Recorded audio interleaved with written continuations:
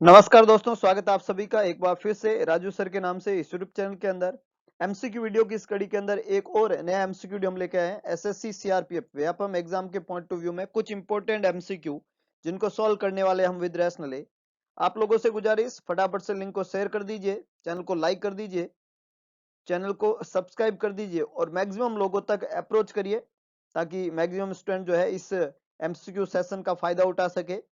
एक शानदार half an hour का ये एमसीक्यू सेशन जिसमें कुछ इंटरेस्टिंग एमसीक्यू, ट्रिकी एमसीक्यू, कुछ कंसेप्चुअल एमसीक्यू एंड कुछ इजी एमसीक्यू हम सॉल्व करने वाले हैं। तो फटाफट से लिंक को शेयर कर दीजिए, चैनल को लाइक कर दीजिए और मैक्सिमम लोगों को कनेक्ट कर दीजिए। Good evening to all. एक बार फिर से सभी को नमस्कार। शुरुआत करते हैं एक बेहतरीन एमसीक्यू सेशन की। लिंक को शेयर कर दीजिए, मैक्सिमम लोगों को कनेक्ट कर दीजिए, अपने आंसर को पुट करिए और फिर सही रैशनल के साथ में उसको समझिए और गलत हो तो दोबारा पुट करके अपने कॉन्फिडेंस को बिल्डअप करिए ताकि एग्जाम में ये कॉन्फिडेंस आपको सफलता दिलवा पाए। तो आपके सामने आज के सेशन का सबसे पहला MCQ. When we reviewing a 52-year-old patient's laboratory value, the platelet count is 75,000 per ml. This value indicate which of the following? Age है 52 ईयर और प्लेटलेट काउंट है 75,000। ये जो वैल्यू है ये क्या इंडिकेट करती है? फर्स्ट है a normal platelet count, second है थ्रोम्बोसाइटोपनिया, थर्ड वन है थ्रोम्बोसाइटोपैथी और फोर्थ वन है थ्रोम्बोसाइटोसिस। 75,000 प्लेटलेट काउंट है। नॉर्मल प्लेटलेट काउंट होने चाहिए 1,50,000 से लेके 4 लाख, कितना होना चाहिए? 1,50,000 से 4 लाख पर क्यूबिक मिलीमीटर। तो ये नॉर्मल प्लेटलेट काउंट होने चाहिए, यहाँ पे 75 तो ये कम है, तो ये नॉर्मल तो नहीं है। कम प्लेटलेट काउंट के लिए बिल्कुल बहुत बढ़िया, maximum people are correct. Word काम में लेते हैं थ्रोम्बोसाइटोपनिया। थ्रोम्बोसाइटोपनिया का मतलब होता है decrease number of platelet count. जब प्लेटलेट काउंट 1 लाख से कम हो जाते हैं तो उसको थ्रोम्बोसाइटोपनिया की कैटेगरी में काउंट करते हैं और प्लेटलेट काउंट का कम होना थ्रोम्बोसाइटोपनिया है। थ्रोम्बोसाइटोपेनी का मतलब होता है अबनॉर्मल फंक्शनिंग ऑफ प्लेटलेट, है ना। फंक्शन जो होता है प्लेटलेट का, जो वर्क है, फंक्शन है, वो अबनॉर्मल हो जाना थ्रोम्बोसाइटोपैथी कहलाता है। तो फंक्शन गड़बड़ होना थ्रोम्बोसाइटोपैथी। और थ्रोम्बोसाइटोसिस का मतलब होता है increase number of platelet, platelet के नंबर का ज्यादा हो जाना। When it is more than 4 lakh ये थ्रोम्बोसाइटोसिस कहलाएगा। तो यहाँ पे आंसर बनेगा B, that is thrombocytopenia. Maximum people are correct. B यहाँ पे डेफिनेटली करेक्ट आंसर है, thrombocytopenia. Very good. When we assessing a patient with ankylosing spondylitis, which of the following initial sign or symptom would the most likely assess this patient?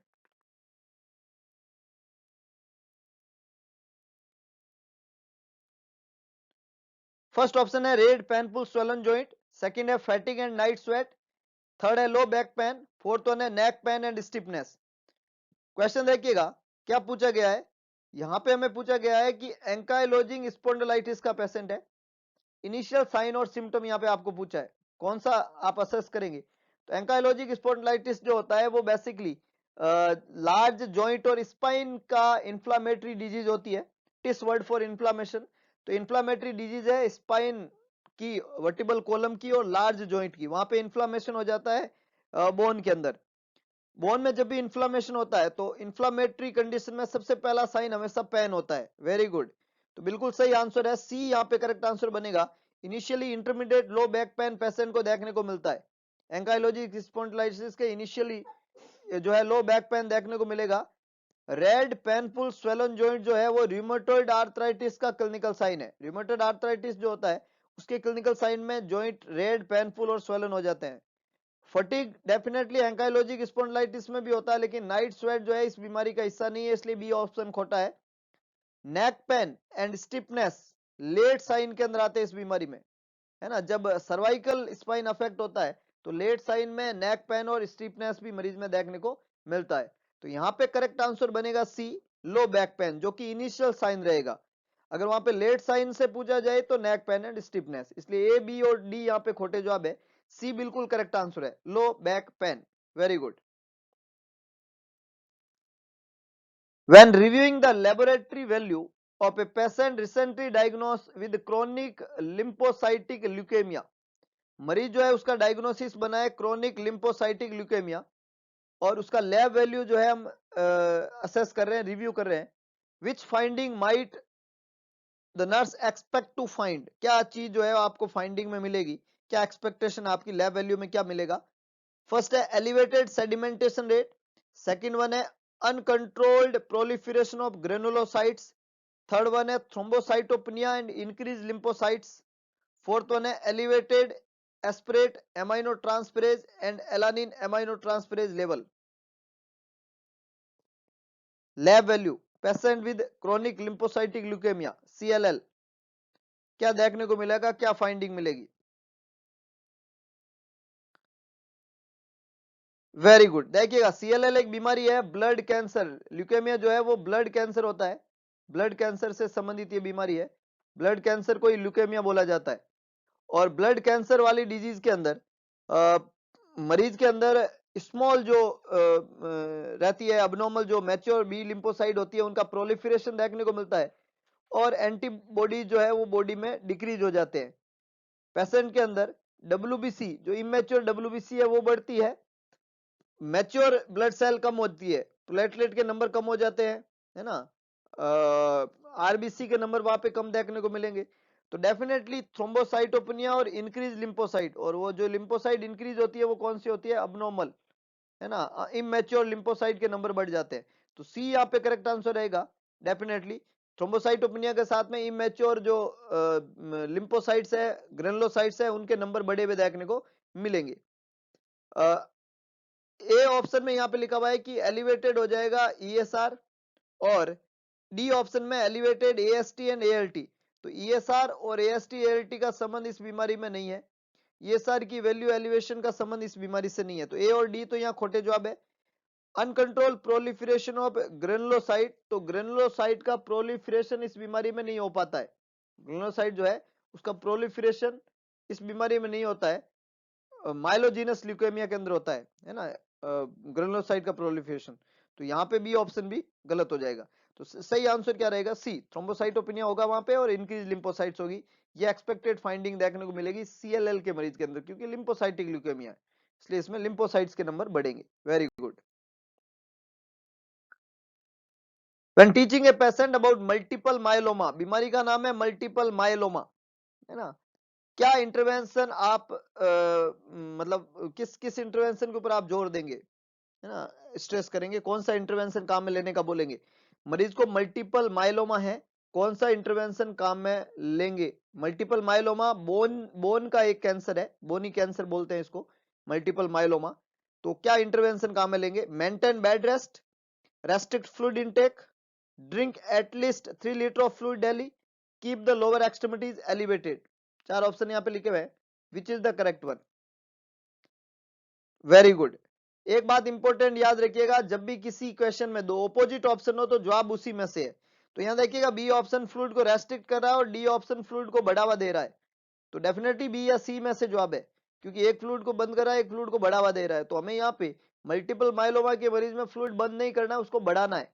Patient को daily 3 से 5 litre जो है वो water का intake करना होता है हर दिन, है ना, उसको रेस्ट्रिक्ट नहीं करना है, क्योंकि जब वाटर ज्यादा लेगा तो कैल्शियम डाइल्यूट रहेगा, और कैल्शियम डाइल्यूट रहेगा, हाइपरकैल्सीमिया की कंडीशन होती है, डाइल्यूट रहेगा तो स्टोन फॉर्मेशन की रिस्क नहीं होगी, रीनल डिसफंक्शन नहीं होगा, यूरिक एसिड जो है वो डाइल्यूट होएगा तो बॉडी से एक्सक्रीट आउट होएगा।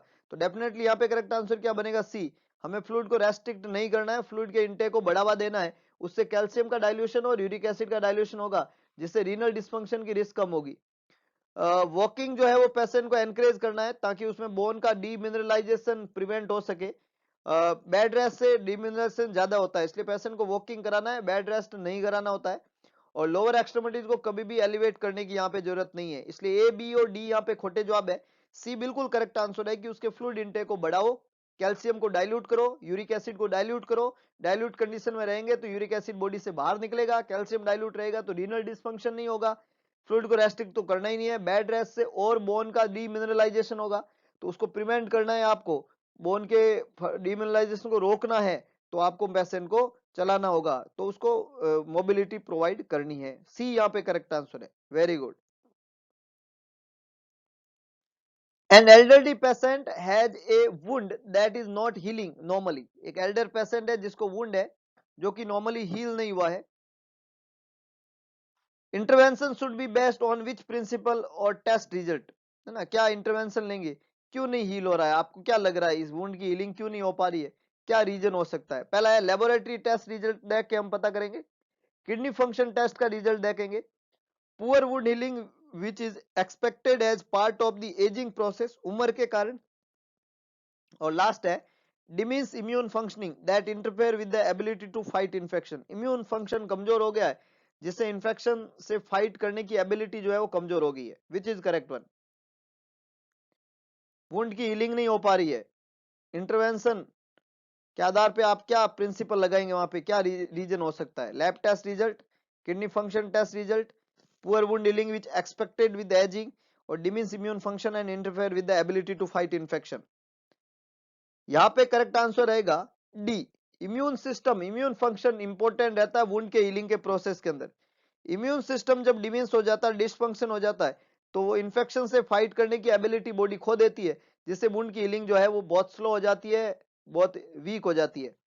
Lab and kidney function test result जो है वो इंपॉर्टेंट तो होते हैं, लेकिन मैन फैक्टर नहीं है जो कि वुंड की हीलिंग को डिटरमाइन करते हैं, है ना। तो ये मैन फैक्टर में नहीं आएंगे, इसलिए ए और बी जवाब यहाँ पे खोटे हैं, क्योंकि ये मैन फैक्टर नहीं है वुंड की हीलिंग के अंदर। और सी ऑप्शन में यहाँ पे लिखा हुआ है कि उम्र के साथ में ये एक्सपेक्टेड है कि वुंड की हीलिंग जो है वो प्रॉपर नहीं होगी, तो इस तरीके से नहीं है ना। हालांकि उम्र के साथ में हीलिंग डिक्लाइन होती है, लेकिन अगर हेल्दी बिहेवियर है वहां पे इंडिविजुअल का, वो न्यूट्रिएंट का इंटेक प्रॉपर कर रहा है, एक्सरसाइज कर रहा है, तो ओल्डर पेशेंट में भी वुंड की हीलिंग जो है बहुत अच्छे से होती है। इसलिए ए बी और सी यहाँ पे खोटे जवाब है, डी बिल्कुल करेक्ट आंसर है। जब भी इम्यून फंक्शन डिमिंस होगा, इन्फेक्शन से लड़ने की क्षमता बॉडी की कमजोर हो जाएगी, वुंड की हीलिंग डेफिनेटली जो है वो इंटरफेयर होती है वहां पे। बहुत अच्छे।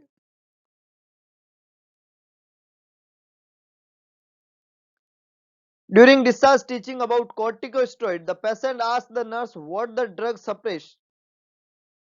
Which of the following response by the nurse would be the most accurate? है ना, डिस्चार्ज टीचिंग दे रहे हैं, मरीज कोर्टिकोस्टेरॉइड के बारे में उसको समझा रहे हैं, वो पूछ रहा है कि कौन सी दवाई ये सप्रेस करती है, तो क्या रेस्पॉन्स रहेगा आपका, एक्यूरेट रेस्पॉन्स बताना है। फर्स्ट है द सिंपैथेटिक रेस्पॉन्स, सेकंड है पेन रिसेप्टर्स, थर्ड है the inflammatory response, fourth one है न्यूरल ट्रांसमिशन। कौन सा रेस्पॉन्स है जो सप्रेस करेगा, जो ड्रग सप्रेस करेगी कौन से रेस्पॉन्स को, कोर्टिकोस्टेरॉइड। कोर्टिकोस्टेरॉइड की क्या चीज को सप्रेस करता है, ये रेस्पॉन्स पूछा है कोर्टिकोस्टेरॉइड का। Very good, inflammatory response. Corticosteroid जो है एक एंटी इन्फ्लामेटरी ड्रग्स होती है। कोर्टिकोस्टेरॉइड क्या होते हैं, एंटी इन्फ्लामेटरी, मतलब ये इन्फ्लामेशन के एंटी होते हैं, मतलब ये किसको सप्रेस करेंगे, इन्फ्लामेटरी रेस्पॉन्स को। तो इन्फ्लामेटरी रेस्पॉन्स को सप्रेस करते हैं, है ना। Eosinophil, lymphocytes, natural killer cell और अदर माइक्रो ऑर्गेनिज्म जो है वो इनिबिट कर देते हैं नेचुरल इन्फ्लामेटरी प्रोसेस को, इन्फेक्शन वाली कंडीशन में इंजूर्ड पार्ट के ऊपर, है ना, जिससे जो है वहां पे इन्फ्लामेशन मिनिमाइज होगा। तो ये जो स्टेरॉइड जो है वो कोई सिंपैथेटिक या कोई न्यूरल ट्रांसमिशन या कोई पैन रिसेप्टर पे काम नहीं करता है, इन्फ्लामेटरी रेस्पॉन्स पे काम करता है। इसलिए ए बी डी यहाँ पे खोटे जवाब है, सी बिल्कुल करेक्ट आंसर है, inflammatory response. Which precaution should the nurse include in the care plan for a neutropenic patient with lymphoma? क्या प्रिकॉशन जो आप काम में लेंगे, केयर प्लान बनाएंगे न्यूट्रोपिनिक पेशेंट। न्यूट्रोपिनिक पेशेंट मतलब जिसमें न्यूट्रोपिनिया हो गया है, डब्ल्यूबीसी के नंबर कम हो गए, लिम्फोमा का मरीज है, न्यूट्रोपिनिया हो गया है, क्या केयर प्लान काम में लेंगे। फर्स्ट है have the patient use a soft toothbrush and electronic razor, avoid enema and watch for sign of bleeding. मतलब पेशेंट को सॉफ्ट टूथब्रश काम में लेना है, इलेक्ट्रॉनिक रेजर काम में लेना है, एनिमा अवॉइड करना है, और साइन ऑफ ब्लीडिंग वहां पे चेक करने हैं। Put on A mask, gown and gloves when entering the patients room, जब पेशेंट के रूम में जा रहे हो तो मास्क, गाउन और ग्लव्स जो है वो पुट करके जाओ। Provide a clear liquid low sodium diet, clear liquid और लो सोडियम डाइट पेशेंट को दो। और eliminate fresh fruit and vegetable, avoid enema, practice frequent hand hygiene. Fresh fruit and vegetable avoid करना है, एनिमा मरीज को अवॉइड करना है, और फ्रीक्वेंट हैंड हाइजीन प्रैक्टिस जो है वो काम में लेनी होती है। Which is the correct one? Very good, कुछ लोगों ने ठीक अप्रोच की है। आपको न्यूट्रोपिनिक अप्रोच करनी है। न्यूट्रोपिनिया मतलब डब्ल्यूबीसी के नंबर का कम होना। किसके नंबर कम है? डब्ल्यूबीसी। डब्ल्यूबीसी के नंबर कम होते हैं तो इन्फेक्शन की संभावना होती है। इन्फेक्शन को मिनिमाइज करने का अच्छा तरीका है फ्रीक्वेंट हैंड हाइजीन करो, फ्रेश फ्रूट और वेजिटेबल इन्फेक्शन के सोर्स होते हैं उनको अवॉइड करो, और एनिमा को अवॉइड करो, इससे मरीज को इन्फेक्शन की संभावना है। तो डी बिल्कुल करेक्ट आंसर है। यहाँ पे हमें ये चीजें अवॉइड करनी है। ए ऑप्शन में जो लिखा हुआ है ये थ्रोम्बोसाइटोपिनिया के प्रिकॉशन है। जब भी बॉडी में प्लेटलेट के नंबर कम होते हैं तो थ्रोम्बोसाइटोपिनिया के प्रिकॉशन काम में लेने होते हैं, है ना। बी ऑप्शन जो है ये रिवर्स आइसोलेशन होता है। रिवर्स आइसोलेशन, रिवर्स मतलब जब जो है हेल्थ केयर प्रोवाइडर से पेशेंट को इन्फेक्शन होने की संभावना होती है तब ये काम में लेते हैं। ये रिवर्स आइसोलेशन का टाइप होता है। और डी ऑप्शन तो बिल्कुल यहाँ पे गलत जवाब ही है। क्लियर लिक्विड और लो सोडियम डाइट का कोई संबंध नहीं है, इसलिए ए, बी और सी यहाँ पे गलत जवाब है। डी बिल्कुल करेक्ट आंसर है। Eliminate fresh fruit and vegetable, avoid enema and practice frequent hand hygiene. Very good. आपको काम में लेना है न्यूट्रोपनिक प्रिकॉशन, और ये सारे न्यूट्रोपनिक प्रिकॉशन है जो डी ऑप्शन के अंदर बताया गया। Objectives for treating diabetic ketoacidosis (DK) include administering which of the following? जब आप DK ट्रीट कर रहे हैं किसी मरीज में, डायबिटिक कीटोएसिडोसिस ट्रीट कर रहे हैं, तो क्या चीज एडमिनिस्टर करेंगे? Glucagon, blood product, glucocorticoids, insulin and IV fluids. DK को ट्रीट कर रहे हैं। Very good. DK में दो प्रॉब्लम होती है साहब। एक प्रॉब्लम क्या होती है? हाइपरग्लाइसीमिया, और दूसरी प्रॉब्लम क्या होती है? डिहाइड्रेशन, जिसकी वजह से मरीज को हाइपोटेंशन होता है, वॉल्यूम कम हो जाता है, पॉलीयूरिया इतना ज्यादा होता है। हाइपरग्लाइसीमिया से पॉलीयूरिया होता है, पॉलीयूरिया इतना ज्यादा होता है कि मरीज सीवियरली डिहाइड्रेटेड हो जाता है। अब हाइपरग्लाइसीमिया का इलाज तो होता है इंसुलिन, और डिहाइड्रेशन का इलाज है फ्लूइड। हाइपरग्लाइसीमिया का इलाज है इंसुलिन, डिहाइड्रेशन का इलाज है फ्लूइड। तो आईवी फ्लूइड के साथ में क्या दे दो? इंसुलिन। बिल्कुल, बहुत अच्छे, डी बिल्कुल करेक्ट आंसर है। आईवी फ्लूइड के साथ में इंसुलिन डीके के मरीज का इनिशियली ट्रीटमेंट है। ग्लूकागोन जो है वो दिया जाता है हाइपोग्लाइसीमिया में, ग्लूकोज के लेवल को बढ़ाने के लिए, या तो हाइपरग्लाइसीमिया है ऑलरेडी तो इसका देने का कोई मतलब नहीं है। ब्लड प्रोडक्ट डीके के अंदर कहीं काम नहीं आते, और ग्लूकोकॉर्टिकोइड्स जो होते हैं वो यहाँ जरूरत नहीं है। एड्रिनल ग्लैंड जब अफेक्ट होती है तब इसका रोल होता है। यहाँ पे एड्रिनल ग्लैंड इन्वॉल्व ही नहीं है, पैनक्रियाज की ग्लैंड इन्वॉल्व है, और उसकी वजह से इंसुलिन और आईवी फ्लूइड से ही हम डीके को ट्रीट करते हैं। वेरी गुड, डी बिल्कुल करेक्ट आंसर है। Which disease process releases enough insulin to prevent ketosis but not enough to prevent hyperglycemia? सवाल ने पूछा ऐसी कौन सी बीमारी है जिसमें बॉडी इनफ इंसुलिन रिलीज करती है जिससे कीटोसिस तो प्रिवेंट हो जाता है, लेकिन इतना इंसुलिन इनफ नहीं होता है कि उसमें हाइपरग्लाइसीमिया प्रिवेंट हो सके। मतलब कीटोसिस नहीं हो पाता है, इतना इंसुलिन तो है, लेकिन हाइपरग्लाइसीमिया ट्रीट नहीं हो पाता है, इतना इंसुलिन नहीं है। ऐसी कौन सी बीमारी है? Diabetes insipidus, diabetic ketoacidosis, type 2 diabetes mellitus, hyperosmolar hyperglycaemic non ketotic syndrome. बहुत इजी क्वेश्चन है आज के इस सेशन का। क्वेश्चन में ही आंसर है, आंसर में ही क्वेश्चन है, मतलब आराम से पता लगा सकते हो। हम यहाँ कह रहे हैं कि कीटोसिस नहीं है और हाइपरग्लाइसीमिया है, तो डेफिनेटली हाइपरग्लाइसीमिया नॉन कीटोटिक लिखा हुआ तो है, लिखा हुआ तो है, फिर भी डायबिटीज मेलाइटस कर रहे हो। डायबिटीज मेलाइटस नहीं होगा। डी यहाँ पे करेक्ट आंसर है।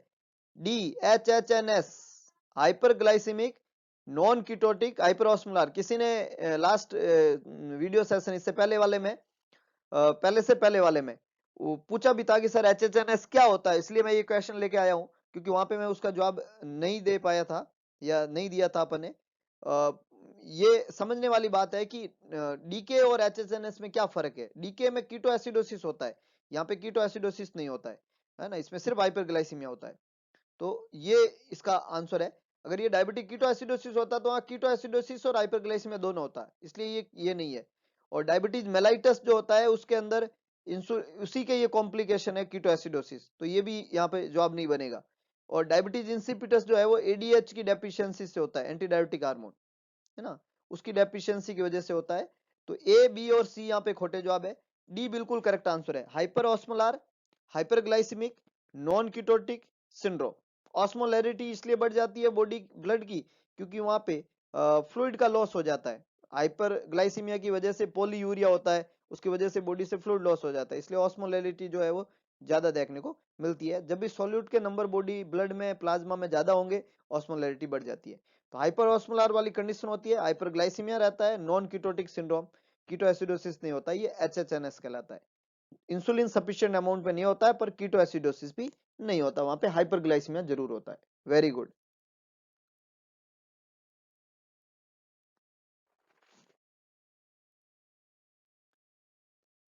A patient with insulin dependent diabetes mellitus may require which changes to his daily routine during period of infection? मरीज को इंसुलिन डिपेंडेंट डायबिटीज मेलाइटस है, क्या चीज की रिक्वायरमेंट है, चेंजेस करेंगे आप डेली रूटीन के अंदर जब मरीज को इन्फेक्शन हो गया है? तो देखिएगा पीरियड ऑफ जो इन्फेक्शन होता है उस समय मरीज जो है उसमें इंसुलिन की डिमांड क्या होगी, कोई चेंज नहीं, कम होगी, ज्यादा होगी, या oral anti diabetic agent OHA जो है वो काम में ले लेंगे आप, ओरल हाइपोग्लाइसेमिक एजेंट।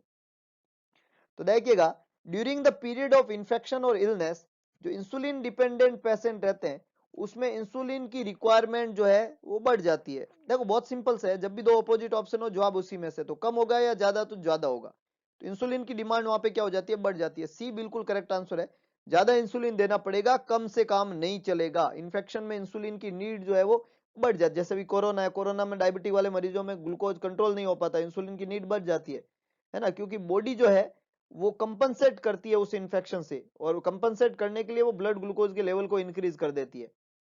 पेशेंट जो इंसुलिन डिपेंडेंट रहेंगे उनमें ओरल हाइपोग्लाइसेमिक एजेंट कभी उनका लाइन ऑफ ट्रीटमेंट है ही नहीं, और बिना चेंज किए हुए काम चलेगा भी नहीं, आपको चेंज करना पड़ेगा। और क्या चेंज करना पड़ेगा, इंसुलिन की डोज को बढ़ाना पड़ेगा। तो सी यहाँ पे बिल्कुल करेक्ट आंसर है। Very good. A patient learn from the physician that he has Hodgkin's disease. After the physician leaves the room, the patient tells he is afraid of dying. Which response by healthcare provider is appropriate? एक मरीज है, उसने सीखा, physician ने बोला कि उसको कौन सी बीमारी है, हॉडकिंस डिजीज है।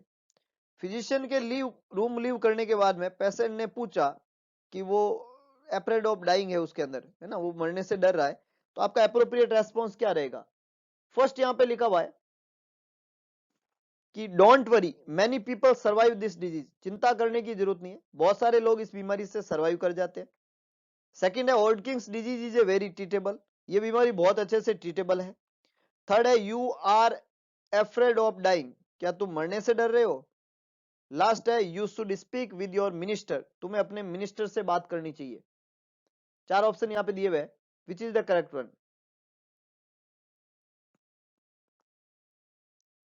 Very good. देखिएगा इस तरीके का कोई भी क्वेश्चन होता है तो यहाँ पे क्लोज एंडेड चीज आपको काम में नहीं लेनी होती है, you have to give the open ended response, ऐसा रेस्पॉन्स जिसमें मरीज अपनी फीलिंग को जो है एक्सप्रेस करके अपने थॉट को एलाबोरेट कर पाए। तो इन चार ऑप्शन में एकमात्र एक ऑप्शन है सी, जिसमें लिखा हुआ है कि जो मरीज ने बोला है कि he is afraid of dying, तो आपको वो रिपीट करना है, you are afraid of dying, है ना, एज ए क्वेश्चन मार्क। तो जब आपने ये चीज बोली तो वो और एलाबोरेट करेंगे अपनी फीलिंग को, वो क्या चाहता है, उसने क्या समझा है बीमारी के बारे में, और वो क्यों इस तरीके के स्टेटमेंट दे रहा है। तो डेफिनेटली यहाँ पे करेक्ट आंसर सी रहेगा, हमें उसको रिपीट करना है। अगर आप ये बोलते हैं कि चिंता करने की जरूरत नहीं है, ये बीमारी से सर्वाइव कर जाएंगे, या ये बीमारी ट्रीटेबल है बहुत अच्छे से, तो ये फॉल्स जो है एश्योरेंस है, क्योंकि ये बीमारी जो है इसका इससे डेथ रेट भी ज्यादा है, ये सब चीजें होती है, तो ये फॉल्स एश्योरेंस हमें नहीं देना है। हम श्योर नहीं है, हम उसकी फीलिंग को मतलब फॉल्स एश्योरेंस के साथ में दबा नहीं सकते। और लास्ट ऑप्शन है कि मिनिस्टर से बात करें, तो इसका मतलब आपको बात करने को टाइम नहीं है, तो ये भी आप नहीं कर सकते, मतलब आप कट डाउन नहीं कर सकते, उसकी फीलिंग को इग्नोर नहीं कर सकते। इसलिए ए बी और डी यहाँ पे खोटे जवाब है। आपको उसे यही बोलना है कि you are afraid of dying, open ended question करना है ताकि मरीज अपनी फीलिंग को और अच्छे से एलाबोरेट कर सके। तो यहाँ पे करेक्ट आंसर क्या बनेगा, सी। तो आज के एमसीक्यू सेशन जो है यहीं तक। होप सो आपको वीडियो पसंद आया होगा, अगर वीडियो पसंद आया तो वीडियो को लाइक करें, वीडियो को शेयर करें, चैनल को सब्सक्राइब करें अभी तक आपने नहीं किया है। और इसके अलावा एक काम करें, भगवान कृष्ण ने कहा है कि सारथी बने स्वार्थी ना बने, तो देखते हैं कितना सारथीपन दिखाते हैं, मैक्सिमम लोगों तक अप्रोच करें, है ना। मैंने ये नोट किया है कि मिनिमम अप्रोचिंग है आप लोगों की, आप लोग अपने तक ही सीमित रख देते हैं, ये बिल्कुल ना करें, क्योंकि ये बहुत इंपॉर्टेंट बात है कि ये छोटी सी जो कोशिश है वो मैक्सिमम लोगों तक पहुंचेगी तो बड़ा रिजल्ट बन पाएगी। और बड़ा रिजल्ट जरूरी है ना, क्योंकि ये उस तरीके के कंटेंट है, मैं ऐसा समझता हूं, इसको तैयार करने में अगर 5 से 7 घंटे लगते हैं तो इस तरीके का कंटेंट है जो डेफिनेटली आपको पता भी नहीं चलेगा और फ्यूचर एग्जाम में आपके माइंड को इस तरीके से बदल के रख देगा कि आप एग्जाम में अपना 200% कर पाएंगे। तो अगर इस तरीके का कंटेंट मैक्सिमम लोगों तक पहुंचेगा तब मैक्सिमम लोग जो है फायदा उठा पाएंगे इस तरीके के डरावने एग्जाम्स के अंदर, जहां पे ऑलरेडी कुछ स्टेटमेंट है, कुछ 80-20 है, कई कई सारी चीजें हैं। तो उन चीजों से अगर लड़ना है तो इस तरीके का कंटेंट हमें तैयार करना पड़ेगा और मैक्सिमम लोगों तक अप्रोच कराएं ताकि मैक्सिमम लोग इसका फायदा उठा पाए। तो मिलता है दोबारा नए एमसीक्यू सेशन के साथ में, कुछ नए ट्रिकी क्वेश्चन, कुछ नए रैशनल वाइज, कुछ नए इंपॉर्टेंट एमसीक्यू के साथ में। तब तक के लिए जय हिंद, जय भारत, शुभ रात्रि।